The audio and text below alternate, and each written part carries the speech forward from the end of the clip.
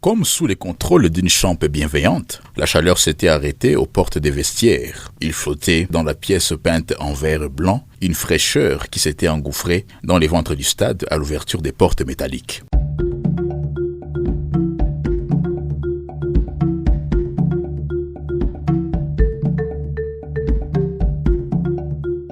C'était quelques heures plus tôt, lorsque les hommes de Don King s'étaient présentés sur les lieux pour superviser les derniers réglages délégués aux Africains.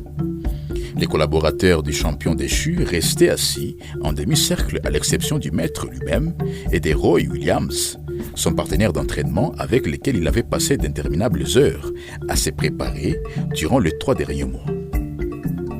Comme le reste de l'assistance, Roy avait du mal à dissimuler sa nervosité. Et ce n'était pas son tic, ses balancements répétés de la tête exécutés de gauche à droite, en de vigoureuses contorsions du cou, qui étaient de nature à donner le change. Autant dire qu'il régnait dans cette partie du sous-sol faiblement éclairée du stade du 20 mai de Kinshasa une ambiance du couloir de la mort, comme si soudain chaque personne autour du maître assistait impuissante à l'évaporation de l'énergie qui avait servi de viatique des mois durant à l'encontre des pronostics pour les moins inquiétants de la presse sportive américaine. Nul n'avait oublié le cinglant Kinshasa, chronique d'une humiliation annoncée du New York Post dans les Dallas Morning News, s'était fait l'écho, rendez-vous de tous les dangers pour le nouveau fort en gueule de la cause noire. Dans le même registre, une des signatures les plus respectées du pays avait publié dans les magazines Esquire, une semaine avant de s'envoler pour le cœur de l'Afrique, un billet qui avait fait plus que quelques vagues.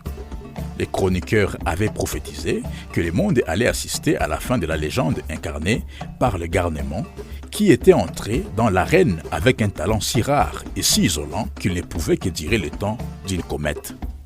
Entre deux échauffements, l'intéressé avait alors décroché son téléphone et appelé l'homme qui n'en loupait jamais une pour placer un mot plus haut que sa chère réputation à lui.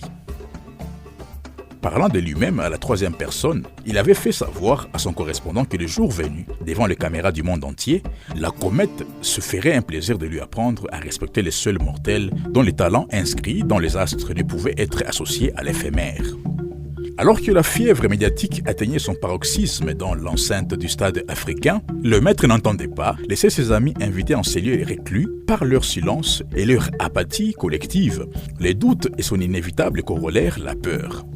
Dans cet espace où s'était retiré avant les rendez-vous de toute une vie, il se devait d'opposer aux affres de l'enfantement du prodige sportif attendu par la planète entière une inébranlable conviction, celle d'incarner celui qui avait volé le feu sacré. Car la flamme qui l'habitait, qu'il devait une nouvelle fois transmettre à son petit monde, comme il avait toujours su le faire dans le passé, c'était sa foi en lui.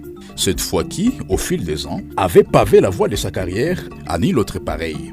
Une fois qu'il avait su ériger en vérité, quasi irréfutable, il était le meilleur, le plus grand, le plus redoutable, le plus redouté et le plus beau. Bref, tout ce que les gens ordinaires saluaient et proclamaient.